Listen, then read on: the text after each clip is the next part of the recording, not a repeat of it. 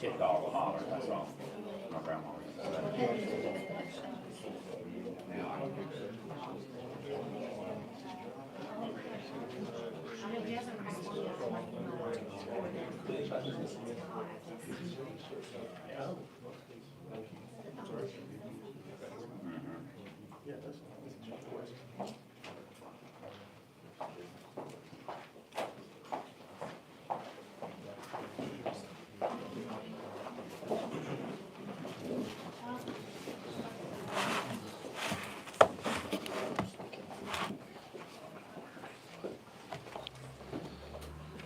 Are we ready? Good afternoon, ladies and gentlemen. Thank you for being here. I am Sheriff Darrell, D-A-R-R-E-L-L, Dix, D-I-X. I'm the Sheriff of Spalding County.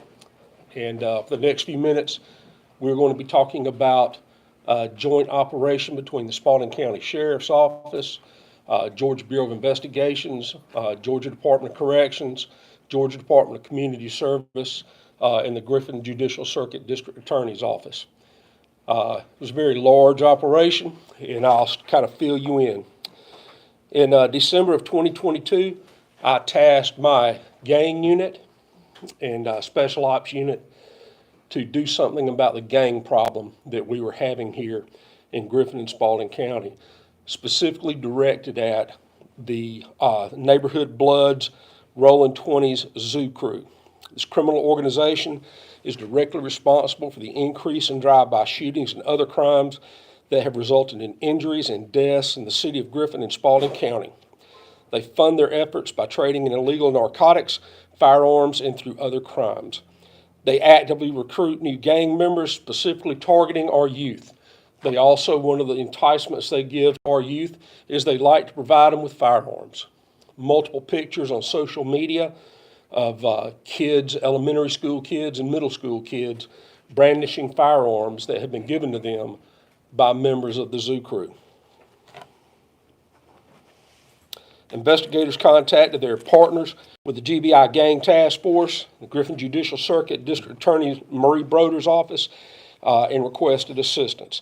In February of this year, the joint investigation into the Neighborhood Blood Rolling 20 Zoo Crew had gone from violations of the Georgia Criminal Street Gang and Terrorism Act to include violations of the Georgia Racketeering, Influenced, and Corrupt Organizations Act.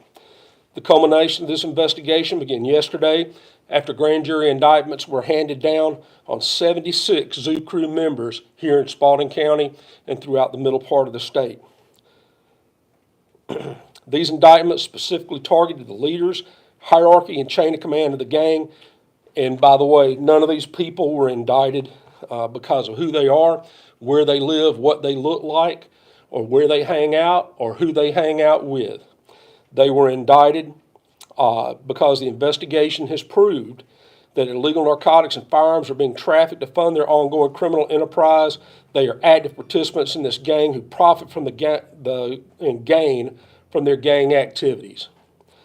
Arrests began at approximately 1 p.m. yesterday afternoon. As of now, 57 of the 76 indicted gang members have been captured or are already in custody on other charges. Other jurisdictions are working with us to locate those who are outside of Spalding County. More than a dozen search warrants have been executed since this investigation began, and more than 25 firearms have been seized from gang members. I'm proud of the work the men and the women of the Spalding County Sheriff's Office do every day. I'm proud of the Spalding County Special Operations and Sting units, the GBI agents assigned to both their gang and drug units, and the district attorneys, all that they accomplished along with the district attorney's office in this operation. They work in unison, they work hard, and they are the best of the best. And I'm telling you right here, folks, I would put our special ops and gang unit and the GBI's gang unit and their drug unit and our district attorney's office up against anybody when it comes to investigating gangs, their knowledge of gangs, and prosecuting gangs in Georgia. I stand right beside them with that. Criminal street gangs in Georgia have affiliations and ties to other criminal street gangs across the nation, and they are not wannabes like we hear all the time. Those days are gone. They are not wannabes, and they're not kids who just play a game of make-believe. Their victims don't make believe they are shot by wannabes, and the parents of these victims don't believe they're playing make-believe when they get calls to the hospital where their kids have been shot and injured or imprisoned because of gang activity. If you don't believe me, talk to the parents and family of Jacaris Holland, a young man who was graduating college, had his own business. Jacaris was loved by his family and friends. He was traveling up North Hill Street here in Spalding County when gang members pulled up beside him, filled his car with holes. He stepped out of the car that he was in and collapsed in the middle of the street. He had absolutely no ties to any gang in any way, shape, form, or fashion. That was a young man in his 20s who was making something out of his life, and because of who his family members are, he was gunned down. We have his killers in custody right now, and we are awaiting trial. Also, you can talk to the family of Asijah Jones, an 11-year-old girl who was laying in her bed with her sister when gunshots rang out in the Spalding Heights apartment complex. 23 gunshots fired from a rifle. One of those rounds striking her in the face and killing her while she was laying in bed with her sister. Talk to the families of those people and convince them that what we have in Griffin and Spalding County and across this state are wannabe gang members or people who are playing make-believe. Convince them of it, because you won't. You won't convince me either. Convince the families of many others who have been shot, injured, killed, or imprisoned because of gang violence right here. I've stood in courtrooms and watched angry parents, people who would come to me, and I'm sure that these people standing up here have had come to them, talking to them, my child is not in a gang. You got the wrong person. You're arresting them because of who they're hanging out with. And I've seen those same parents sit in the courtroom and cry when their children say in front of a judge, when they plead guilty or they're found guilty, that yes, I'm a gang member. So what I'm telling you with that, I urge parents, be involved with what your kids are doing. Be involved with who they're hanging out with. Keep up with your kids, because you might be surprised at what's going on. I've stood in front of you many times just like I am today, and I'm saying to you without a doubt that none of the agencies represented here believes in wannabes. We all refuse to play a child's game of make-believe when it comes to stopping gangs and gang violence in our communities. We stand with the people who are the real victims, their families, those who are terrorized by gangs, and those living in fear in their own neighborhoods. Today, you're not going to hear the same old cliches telling gang members about how to stay out of Spalding County because of the stance we take on drugs and gangs. You're not going to hear that. You're not going to hear all those warnings that people usually stand up here and talk about. Everyone standing here today or who has assisted in this investigation is past that point. The people who live in this city and county are past that point, and I'm past this point, to be honest with you. Our stance speaks for itself. You can check the record. It's echoed by everyone here today. And the last thing I'll say is this. To gang members out here, go ahead, get out while you can, and live a productive life, or you can become a statistic, get assigned a GDOC prisoner number, one way or the other. If you fool around, you're going to find out. All right? Ms. Marie Broder, District Attorney. Thank you so much, Sheriff. My name is Marie Broder. That's MarieBroder. I am the District Attorney for the Griffin Judicial Circuit. That includes Fayette, Spalding, Pike, and Upson counties. Before I begin on my prepared remarks to you this afternoon, I want to point out that the men and women who are in this room have worked tirelessly on this case. And I want to point out and thank them for their dedication, for their hard work, because they do not hear thank you enough. So I want to start by saying thank you, and the community thanks you for what you did. Operation Blood Clot and Operation Crack the Ice were investigations by the Georgia Bureau of Investigation, the Spalding County Sheriff's Office, and the Georgia Bureau of Investigation working together. Collaboration, I know the Attorney General talks about it a lot. Collaboration and teamwork is what made this happen. And it is often said that the only thing necessary for evil to triumph is for good men to do nothing. But today, good men, and yesterday, good men and women across this state banded together to do something. Here in this community, the threat of gang violence has been growing at a steady pace. Make no mistake, our situation is dire. Not only are we losing young lives to stray bullets, we are using young lives to the plague of gang membership and to the drugs that gangs funnel into our community. Violence has increased, and the age of gang members has steadily dipped lower and lower. Even children in our elementary schools are being recruited by gangs, wooed by the idea of quick and easy money, respect, and a sense of belonging. Here in the Griffin Judicial Circuit, gangs touch each part of our community. It is not limited by race, neighborhood, or income level. And while law enforcement in our circuit works so hard to meet the needs of the people that they serve, and my offices strive to help pick up the pieces of a shattered life, we cannot do it alone. It takes a community to stop gang violence. Let me be clear. This is our community. And without the community's help, we will not win this war. But if we work together and collaborate, we can address this growing threat. It is only working together that this community and so many like it can move forward. I want to thank the sheriff. I want to thank the Attorney General. I want to thank the GDC. I want to thank the GBI. I want to thank everybody that played a part.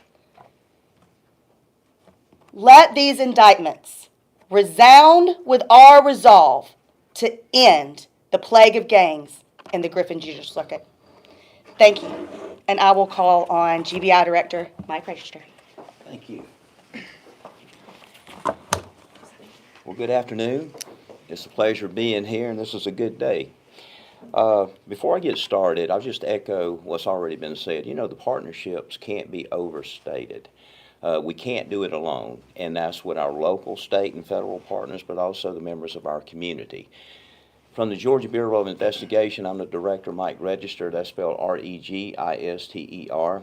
And we have several of our Georgia Bureau of Investigation personnel here today. I wanted to recognize a couple. Assistant Director Chris Hosey is here, and also our ASAC in charge of our GBI gang efforts, Clay Kilcrease, is also here. And hats off to the hard work that he does with his individuals. You know, the gang issue has been a priority for Governor Kemp, and it's also a priority for the GBI. But I think it's also, and you'll hear from him later, but I want to thank the Attorney General, Chris Carr, for being here today. Sheriff, thank you for your efforts. DA, Madam, thank you for your efforts. And you'll be hearing from this young man to my right after me, the Department of Corrections, Tyrone Oliver. Very complex, and I'm going to try to walk you through the investigation because it is a complex investigation, and you'll see as we talk about the investigation, there's so many moving parts, and it's so comprehensive. Following a long investigation, 34 people were indicted by the Spalding County District Attorney's Office on the following charges: 72 defendant counts of violations of the Racketeer Influenced and Corrupt Organizations Act, 18 defendant counts of violations of the Georgia Street Gang Terrorism and Prevention Act, 8 defendant counts of trafficking methamphetamine, and 1 defendant count of terroristic threats. In late 2020, it was determined that Ghostface gangster Chad Ashley Allen, serving life sentence at Georgia State Prison County for murder, was in coordination with Mexican drug trafficking organizations to be called DTOs. Members of the Ghostface gangsters and other criminal street gang organizations were involved in the enterprise. Allen's illicit activity spans the state of Georgia, including, but not limited to, Spalding, Butts, Fulton, DeKalb, Gwinnett, Rockdale, Newton, Troup, and Tattnall County. Between April 2014 and September 22, the men and women who have been indicted participated in a pattern of racketeering activity as part of the criminal enterprise led by Allen. The organization spans from Mexico and throughout Georgia, distributing methamphetamine, fentanyl, and heroin in coordination with criminal street gang members throughout the state and associates who were party to the enterprise within and outside the Georgia Department of Corrections. This criminal enterprise committed numerous crimes, including but not limited to drug trafficking, assaults, and also firearm offenses. The conspiracy involves a pattern of criminal coordination in which Allen sourced illicit drugs from Mexico via Mexican DTOs. Allen then recruits a system of street-level distributors to fulfill requests for enormous amounts of methamphetamine and other dangerous drugs. These conspiracies were coordinated using contraband cell phones, which were smuggled by co-conspirators and to co-conspirators incarcerated within the prison. These contraband cell phones were used to coordinate with co-conspirators, both incarcerated and civilian, in exchange for considerable amounts of illicit earnings laundered through mobile banking applications. The analysis of records recovered from these contraband cell phones, social media platforms, and infiltration of the criminal enterprise by undercover law enforcement officers was vital to the success of this investigation, plus good old-fashioned police work and investigations. The investigation revealed a conspiracy to traffic vast amounts of methamphetamine and resulted in the recovery of numerous firearms, including ghost guns. And when we talk about Allen and his mentality, this is a quote directly from Allen, who is serving a life sentence. "We are fixing to go back to hands-on 24/7 crime. We are a criminal organization, not a Boy Scout troop." That's a direct quote from him. And I said, you know, the participation in the partnership has just been phenomenal. And I'd like to specifically thank the departments that were involved in this. Our Georgia Department of Corrections, Homeland Security Investigations, Atlanta Gangs Division, the Spalding County District Attorney's Office, the Spalding County Sheriff's Office, our GBI West Metro Regional Drug Enforcement Office, Griffin Police Department, the Gwinnett County Sheriff's Office, the Butts County Sheriff's Office, and the Troup County Sheriff's Office. And so you see it's really been a group effort to do this, and you see the fruits. And as the sheriff said, you know, we're committed to making Georgia a safe place for all our citizens to live and a safe place for all our children to be raised in. I'll be followed next by our Commissioner, Department of Corrections, Tyrone Oliver.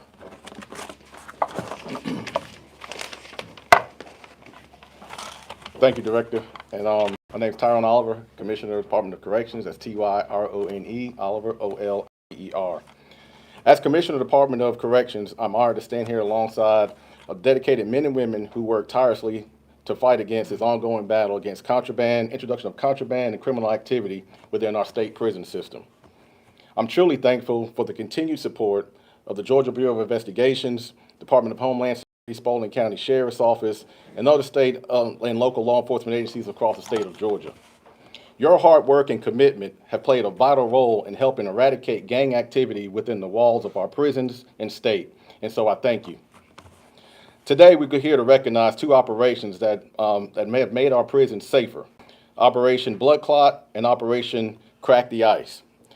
It is operations such as these that make partnerships between the Georgia Department of Corrections and other state and local agencies so important.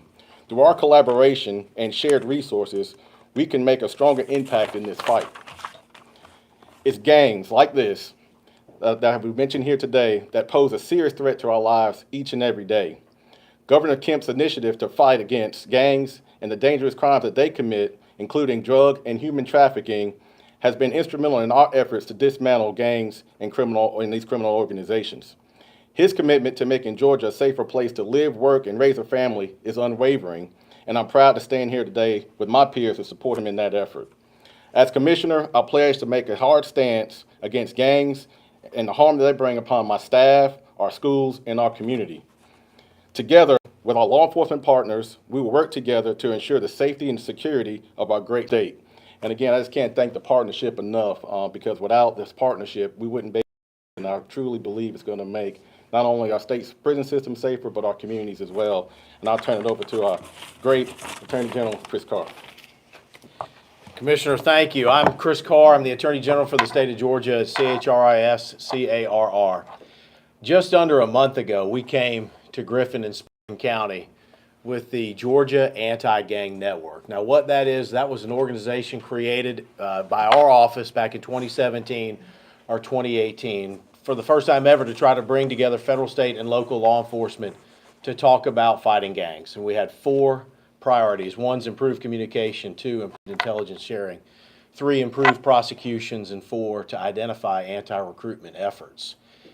This operation is a prime example of what happens when you come together, you leverage your assets and your resources to do one thing: keep the people of this state safe. I cannot commend this group, and you see the different groups of folks from the federal to the state to the local level that came together to do just that. Because in Georgia, and Director Register just said it, from the governor to the legislature to our office to everybody, to the sheriff to the DA, we have said we are going after criminal street gangs in this state, that it is unacceptable to sell guns or drugs or human beings or steal benefits or cybercrime, whatever it may be, on the backs of Georgia's citizens.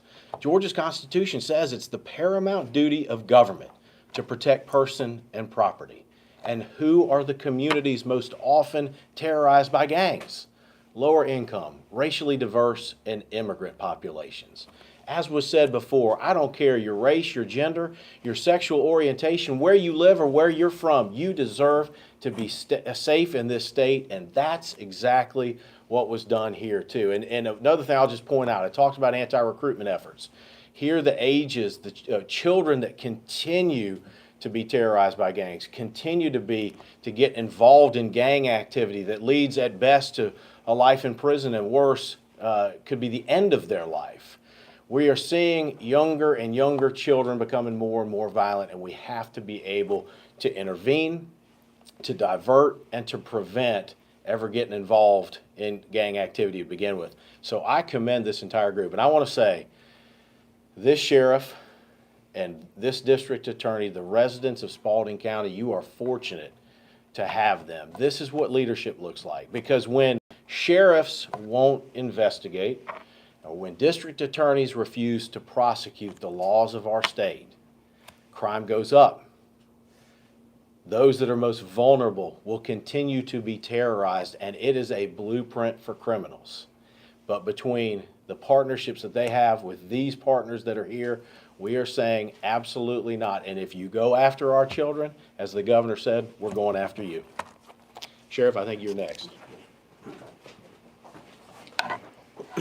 Thank you, everybody that was on the panel. Thank you very much for your comments, and especially thank you for your support, in friendships. Because I think that's one of the things that helps drive this, is that we all know each other. We can pick up the phone and call each other at any time, and I think that goes a long way. There are no egos in this room. It's not about any of us standing up here. It's about protecting the community. So, does anybody have any questions? Sure. Can you clarify the number of arrests? Yes, ma'am. Arrests right now are at 57. We have 19 that are still wanted. That's not counting Operation Crack the Ice. That is just from Operation Blood Clot that we did right here.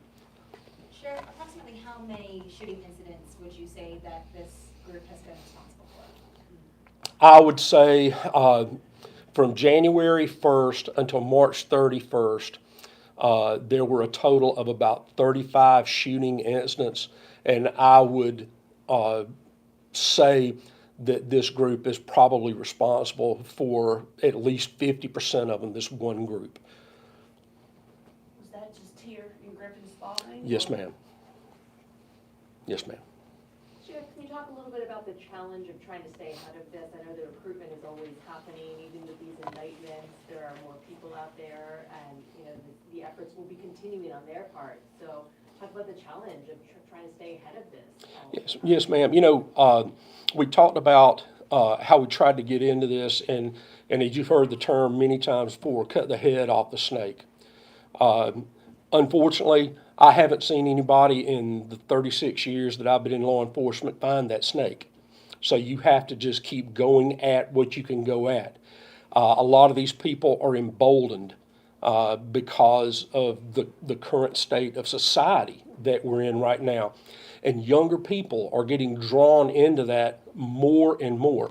If you take a young child or a young person who comes up in a neighborhood, who comes up in an area where they don't have opportunities, a trip to Walmart to them is a big thing.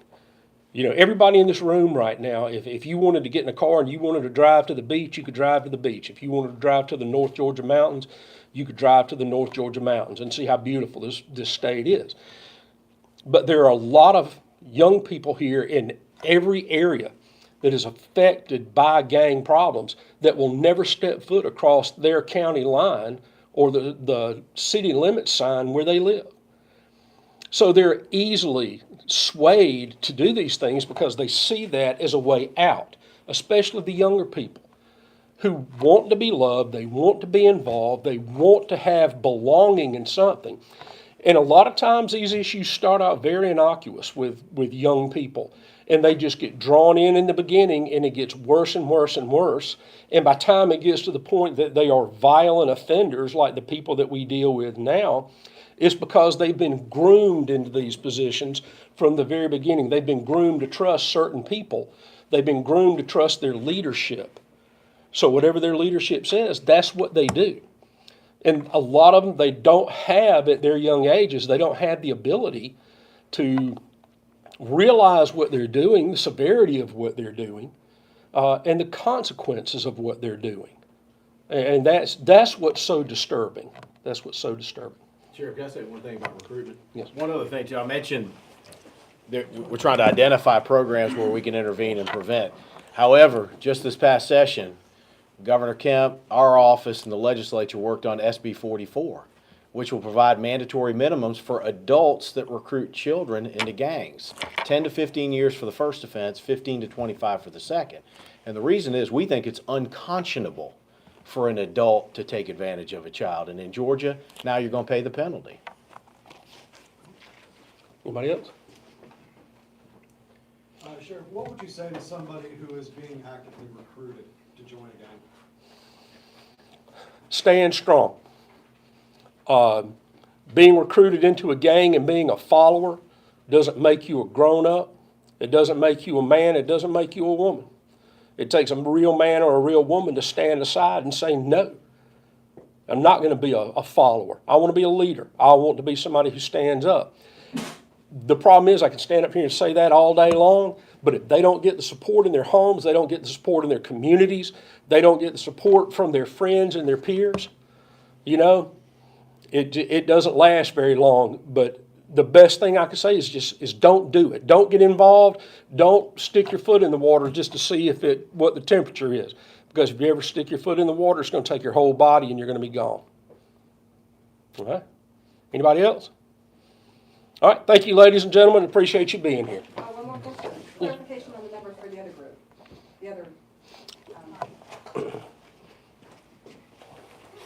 We know we have a number of individuals involved that are already incarcerated. As far as the individuals outside of the Department of Corrections, I don't have that number currently with me. Did you have the number of arrests so far, or did you already say that? No, I said the people arrested, we have incarcerated individuals that are already in custody, and then other individuals that are outside the prison system or the jail system. I don't have the number of individuals that we've actually found and arrested. Thank you, ladies and gentlemen. Appreciate y'all being here. Yes, sir. Thank you. Anytime you need anything, let me know. Mr. Register. Thank you, sir. I appreciate it. I just like to say with my heart. Thank you, Chris. Thank you for being here.